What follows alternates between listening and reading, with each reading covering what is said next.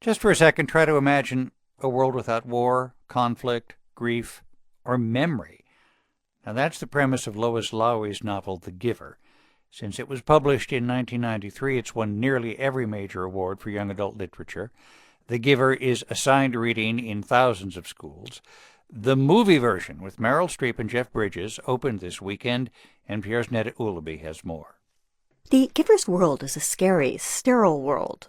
Every person in this dystopian community must wear uniforms and take drugs to suppress their emotions. I can tell why you've been acting this way. Your injection levels are extremely low. Only two people get to feel deep emotions.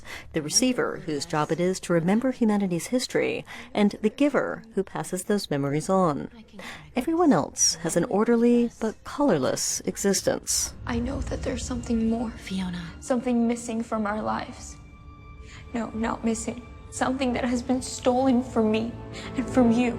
Author Lois Lowry came up with the idea for The Giver after her father went to a nursing home. He didn't have Alzheimer's, but he began to lose pieces of his memory the way people do as they age. One day, Lowry was showing him family photos, including one of her sister, who died when she was only 28. And he said, I can't remember her name. And I told him her name, and then he said, whatever happened to her? And I had to tell him about her death. That made Lowry think, the way perhaps so many of us have after the pain of losing someone, wouldn't it be easier if we didn't have memories at all? And so I began to think about writing a book about people who had found a way to manipulate human memory so that they wouldn't have to remember anything bad.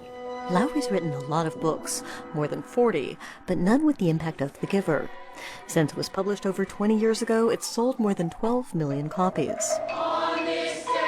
The Giver has been turned into a play, a musical, and an opera, performed last year in Kansas City. Something about the book lends itself to adaptation, says Michael Mitnick, who co-wrote the movie version. That's not to say it was easy. It was extremely intimidating. I think I did about 87 drafts of the screenplay. Mitnick read The Giver as a fifth grader in school. Now he's 30. He says the book works in so many different forms because of its spare but hauntingly visual language, and because of the questions it raises for young readers. Would I prefer a world where there isn't war and there isn't starvation and greed and envy? Or instead, believe that with the good there comes the bad, and there always have to be both sides of it. A book for young people that includes euthanasia and thought control was controversial. The boy must hold in the pain. Walden Media bought the book's rights early on, and it's co-producing The Giver now. But executive Chip Flaherty says the company hesitated about the project at the beginning. Because of the fact that it had been banned in some places and things like that, you would take a second look. Meaning The Giver did not seem like the world's most bankable property. But then came The Hunger Games. Suddenly a dystopian fantasy with a built-in following of millions seemed well worth a second look. Lois Lowry, the book's author, says The Giver did not presage any trends. I didn't think of it as futuristic or dystopian or science fiction or fantasy. It was, she said, just a story like so many of her other ones, about a kid making sense of his or her complicated world.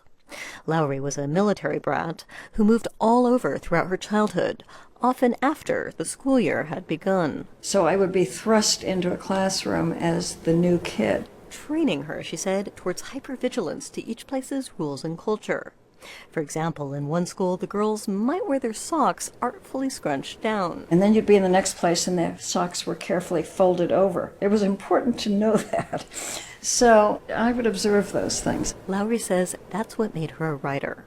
She refused to tell me what she's working on now, except in terms of her garden at her farmhouse in Maine. As female hormones decrease, they're replaced with an overwhelming urge to grow delphinium. Lois Lowry says it was worth the 18 years it took to see The Giver transferred to the big screen.